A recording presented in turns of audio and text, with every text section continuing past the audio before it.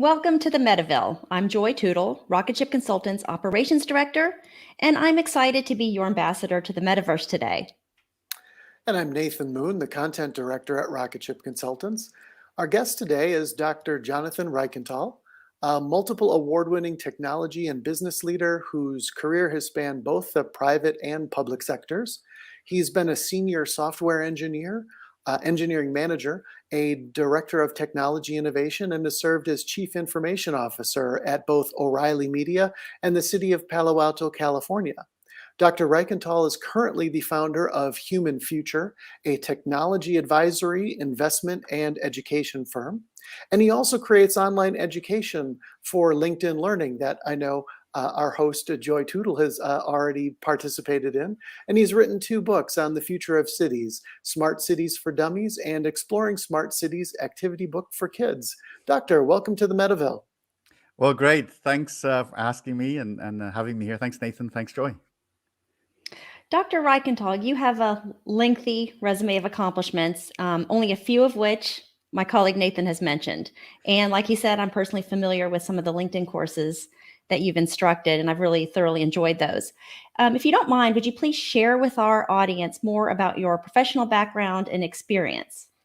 Yeah, I'd be delighted to, and I'll do quite briefly. I'm a technology guy. I fell in love with technology very, very young, and part of that was because of my older brother. You know, as a little kid, I would watch him, doing programming and playing games, and I got hooked, and I wrote my first software program when I was about 12 and sold it actually for the equivalent of about $150 today. So I was pretty excited to be a kid and actually make money for writing software. So I think I was hooked from that point onwards. My whole career has been, pretty much in a technology role, sometimes often in a leadership role. I went on to become the head of technology at both O'Reilly Media and, as Nathan said, also at the city of Palo Alto. One of my favorite jobs was the director of innovation at PricewaterhouseCoopers, one of the world's largest, professional services firms. And that was like, by the way, that was like having getting paid for your hobby. That was great. So today I run my own tech business here in Silicon Valley, really focused on education in a big way. And that takes the form of everything from workshops to writing videos online. I do a lot of keynotes. I'm a professor at several universities, and I'm writing. And finally, I think I do, what's of interest is I do some investment work, and it's particularly focused on social impact businesses. So I want to actually invest in organizations that are building a better world.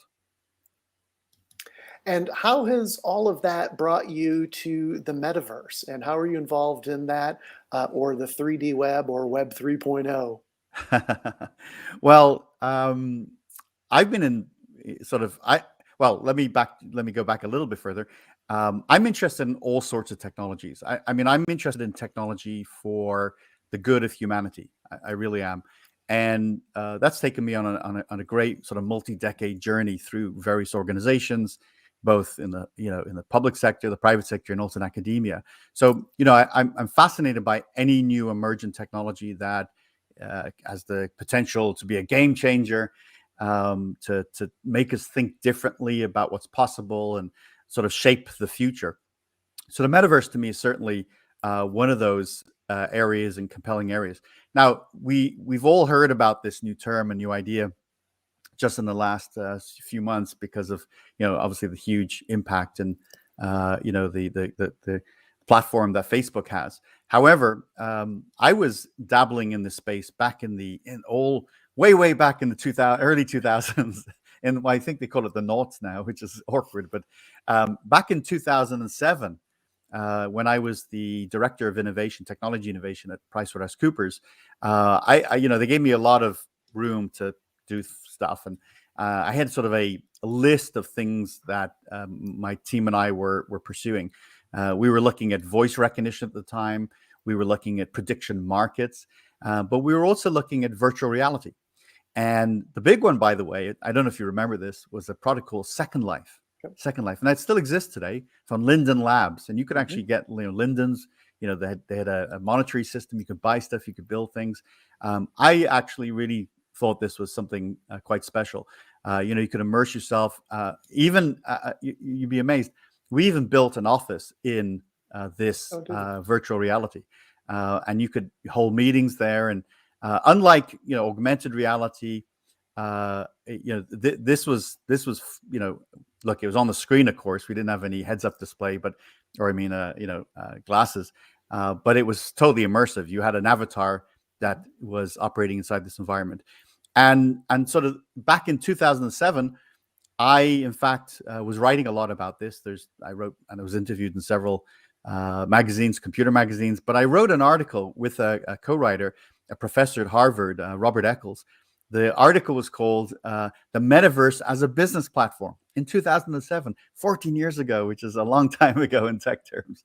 And at that point, you can read it. It's on my website, and you can Google it and find it on the Harvard Interactive Media Review magazine. And I already believed that this could be an interesting sort of alternate platform for all sorts of human activities, including commerce. And so what's interesting, real briefly, is the sort of the excitement that was in 2007 was brief, and it tapered off, and we focused on other things. This sometimes happens with new tech. It's time, it comes, but it's time that we're not ready, and right. Maybe the technology is not mature enough. The public isn't ready for whatever reason. And so often when I look at the things that I predicted, I was early. That's a real problem, by the way, with futurists. You can be far too early. So it doesn't surprise me that's coming back.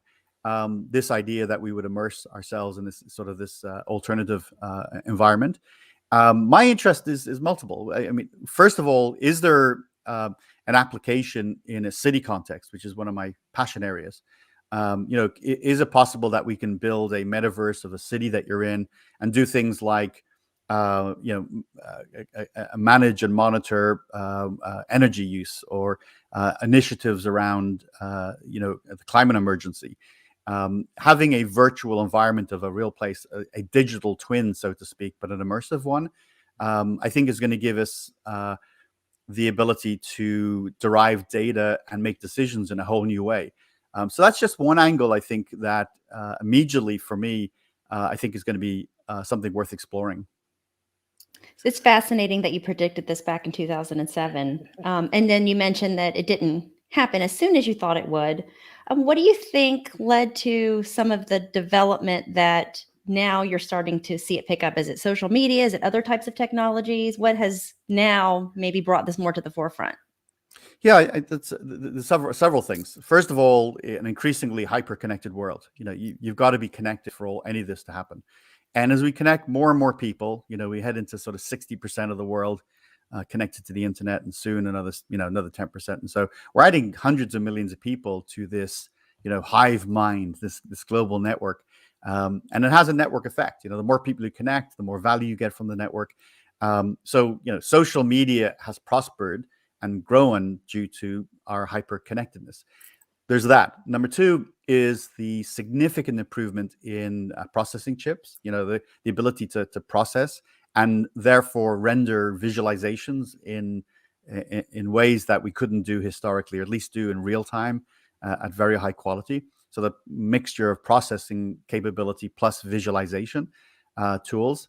And so, you look at sort of the Oculus devices and other, Google's, device or very, very, their low cost cardboard, 3D glasses or not. Yeah, I suppose so. Mm-hmm. Where you put the phone into the cardboard, that sort of, they started to share and socialize this concept, and people bought into it. Probably the last piece maybe is the gaming community. The gaming community, first of all, is huge. It's a multi-billion dollar industry, a lot of participants, and it is driving innovation too. So, this combination of things, and this is what we call convergence in tech, which is, it isn't one thing that makes the change. It's a whole combination of tech that reaches a certain maturity, plus you have a readiness in the marketplace. And I think we're approaching it now. We're at the beginning of this. You guys are amazing because you're right at the beginning of the metaverse, phenomena, if it really explodes, and it looks like it might. but we don't know yet, right? That the next Right. few years are going to be really key. I don't think people want to wear glasses or some sort of this, head unit. I can't think of the name right now, but we have to make this happen with just normal glasses or with just our, it has to be a holodeck, right? We have to be able to convert our living room into an immersive metaverse without wearing glasses. You might think when you hear that, that's crazy thinking, but I think that's how we get to broad appeal when you can actually comfortably immerse yourself in it without the need for some weighty, annoying equipment that you have to put on your head. Right, right. And you had a vision for the foundations of this back in 2007, and you're already looking forward. What is your vision for the metaverse in, say, 2030? Yeah, I like the question. It's a tough one. Yeah. I won't give out any sort of people's names or anything, but I will say I was up at Microsoft, let's just say in the Redmond area, Northwest United States, about 2 years ago, and I was working on a different project, and I met the one of the very senior people involved in their work around HoloLens, right? They're sort of immersive, metaverse equivalent, I guess. And I said, now that the topic wasn't that, but because I met him, I said, I need to know more about that. What are you doing? And he said, we're working on a Star Trek HoloLens. That's the goal. That the goal is that you can whatever environment you're in, you convert it to a completely virtual, realistic, compelling virtual environment. So your living room becomes a data center in another country, or it becomes you're there in front of the Eiffel Tower, but you're standing in your living room, or better yet, you have an adventure in your home, where you're part of some sort of James Bond thriller. So I think things will move relatively quickly over the next few years. Part of the answer to your question is, what is the interface? How do we experience it? Google Glass didn't work, right, for a whole variety of reasons, and I think there was a lot of lessons to be had from that. And so I strongly believe that if we can figure out a way to have 3D environment without the equipment, I think we're in a good place. One last point I'll make: I was at an event in Los Angeles about 4 years ago, and in fact, it was when we were dabbling in different types of virtual realities. And I was invited to experience a completely different way of experiencing this metaverse. And what it was, I sat down in a chair, and this sounds worse than it is, but the image was fired into my eyes through some sort of a laser. And it was sort of like the light was actually shone, and so it was safe and all. Where I'm told it was safe. And that created a virtual, a totally immersive environment where I was in a craft traveling across the surface of Mars. So as a human, I sat there. I wasn't touching anything. I was simply looking directly ahead, and this imagery was being projected directly into my eyes. And it was spectacular, absolutely spectacular. Now I don't know, is that the form it takes? But in a very benign way in your home or in your factory or in your office. So I do think there's going to be a world in which we operate that is virtual. And there'll be many. It would be nice if we develop perhaps a standard. Otherwise, we'll be jumping between worlds. But I think it's far too compelling for us in almost every industry for us to ignore. And I think for that reason, it'll move pretty fast. Yeah, absolutely. Let's continue our discussion after a quick break and also learn how our audience can get in contact with you.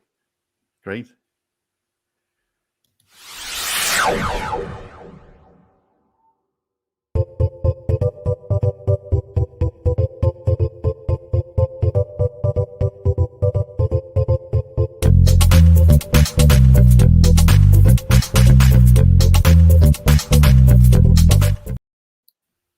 Welcome back. Our guest today is Dr. Jonathan Reichental, founder of advisory, investment, and education firm Human Future, and author of books on the future of cities. For example, Smart Cities for Dummies and Exploring Smart Cities activity book for kids.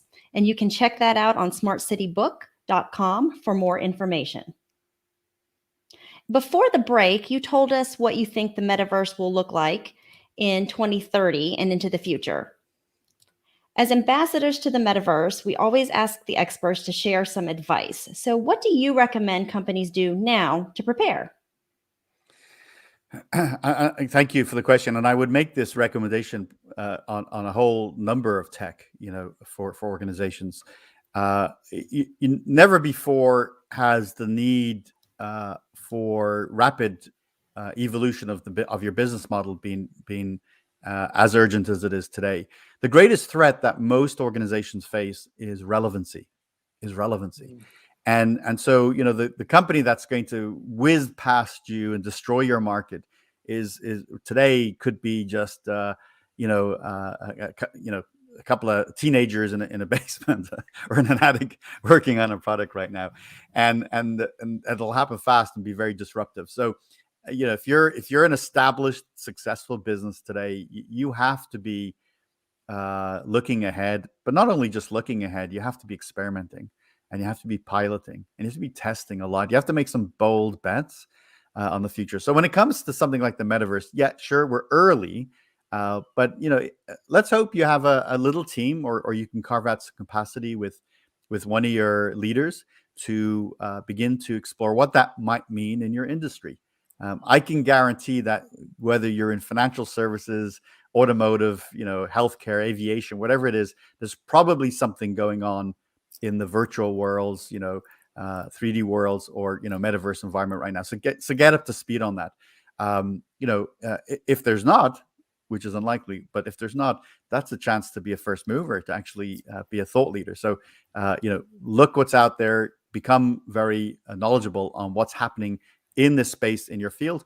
Then, but don't just stop there. Try stuff. Spend a little bit of money.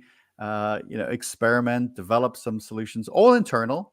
You can explore the consequences of this with some trusted customers. You probably have people that will be happy to play with you.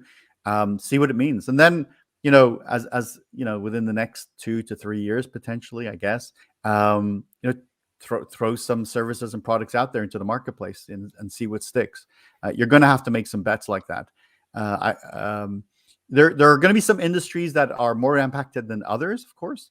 But so those, if there's a significant potential for displacement in your industry, well, you better be moving forward with your ideas and your experimentation, your piloting. If it's more subtle and maybe more sort of a corner case or something that you think maybe isn't central to your business, still dabble, still play, and make some bets. But with emerging technologies, research and then experiment, and then if it makes sense, move forward with an actual product or service. Right, and moving from sort of the business sphere to our societies, what do you see the role of the metaverse as within our cities? I mean, to be determined for sure. One of the remarkable things about this tragedy, this pandemic that we've suffered and continue to suffer, is the acceleration of digitalization. No epiphany there. I know people realize this, but in the city world, every week, your typical city, maybe more than once a week, has a council meeting, has a meeting, and pre-COVID, these were in person, and I worked in government for almost 10 years, and I went to many of these. You go to a meeting, and it's a Monday night. It's the last place most people want to be is at a government meeting on a Monday night. And the room, the council's there making important decisions, and there's a few people in the audience, really passionate people, or people who are bored, I guess, or retired. And so sometimes only when a really big controversial issue comes up do you get a lot of people. Now, what's happened during COVID, of course, is you couldn't have that. So it moved quickly to a virtual environment, typically the video conferencing solutions. And what has happened all across the country, in fact, in many parts of the world, is there's greater participation now because it's easier. You can participate on your phone or on your laptop, whatever your device is. So it's kind of been good for democracy, with more people involved, more voices, more participation, right? That seems to me to be sort of an interesting stepping stone to what the metaverse could produce, just from a democratic perspective. Could you? I will predict this may happen. You will be in the council chambers at City Hall virtually, with your colleagues. You can turn to your friends and neighbors and talk to them. You can ask questions and put your hand up as if you were there, rather than sort of a 2D video. You're actually in the meeting. Now, why that's kind of cool is if something like, let's say a new building is being proposed, right, which is typically what comes up. A building's coming up, and there's part of the decision is, of course, permission. And there's also all sorts of considerations. It's the deliberation process before permits are given and a building can be built. So you go to in a pre-COVID world, you'd go to a physical meeting, and up on the wall or up on a PowerPoint would be pictures of this new building and its dimensions, and people would evaluate it. Now let's fast forward, and you're immersed in this virtual metaverse council meeting, and a council member says, next on the docket is we want to look at this new building that's been proposed. Well, let's all go and walk around the building. And now all of a sudden, all members of the audience and the council enter the building, all virtually, of course, the lobby. You walk up the stairs, you look out the window.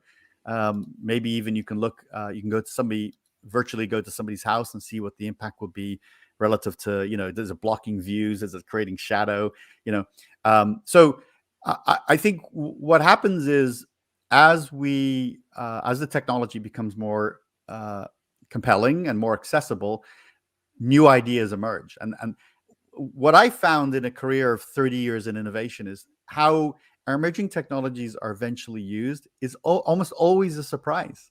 It's not the way that we thought it would be used, right? And so I think what's exciting potentially about the role of metaverse in a government or city context is, well, maybe some of the ideas I just kind of talked about there, but it'll be the way that we didn't predict. It'll be the way that we didn't predict. I just say the final thing, because I think this is really key. There has been a growth in this idea of digital twins. I mentioned it a little earlier, but I wanted to revisit it. Digital twins is really the sort of creating a digital replica of a physical thing, and you're finding it a lot in factories. We're in sort of the design, production, and maintenance of industrial products. We're finding it in hospitals. There's even a digital twin of human beings now. Pre-operation, it can be quite useful. But we're seeing the emergence of digital twins in a city context. And for example, the city of Singapore built a $65 million digital twin of the entire city that you can immerse yourself in, through your computer. That's been very successful already. Many cities around the world are building digital twins, but it's kind of a 2D experience where you can fly around in a 3D world, but it's on a flat screen, right? I think the next step potentially feels like the metaverse, is that you no longer are just viewing sort of this 3-dimensional world through a 2D monitor or phone, but you are in there. You begin to be surrounded by this virtual environment, and it's sort of like digital twins plus, or digital twins 2.0, and so there's engineers, and there's climate people, and there's energy folks and utility companies who all are fascinated by and getting value from digital twins. I think they're going to get even more value from a metaverse type environment. Wow, you've provided some tremendous insight, and my mind is blown by so many things that you've said. Maybe I'm still hung up on the laser in the eye thing. But if our audience members want to connect with you or find out more, how can they do so? Well, I'm I'm very easy to find. Well, first of all, right here is my Twitter handle, Reichental, at Reichental. So anyone who's watching anywhere or watching it back recorded, you can get me on Twitter. I'm quite active and always talking about and promoting ideas similar to these that I talked about today. Very active on LinkedIn. So connect with me on LinkedIn. I got my own website, reichental.com. You see, there's a bit of consistency there. And then, yeah, thank you so much for making your audience aware of my books. I'm very, very interested in education. So my books are really a passion project to help educate people to the enormity and significance of building better cities in the future. And I've sort of addressed that with the grown-ups and now with the kids. So smartcitybook.com. I think you just had it up on the screen there. I really appreciate that. So again, very easy to find. I'd love to have a continuing conversation with anybody who's interested in these topics. Thank you so much for joining us today. And I've gotten quite a bit of an education just this morning. Thank you for sharing your vast knowledge of this area. We cannot wait to see how the metaverse grows and evolves and to see if some of your further predictions come true. Thank you to our audience for watching. The Metaville discusses all topics related to the metaverse. To suggest a guest or become a sponsor, reach out to us. And don't forget to like and subscribe to our show. And of course, share it on your social media channels. Signing off from the Metaville, I'm Joy. And I'm Nathan. Thanks for joining us.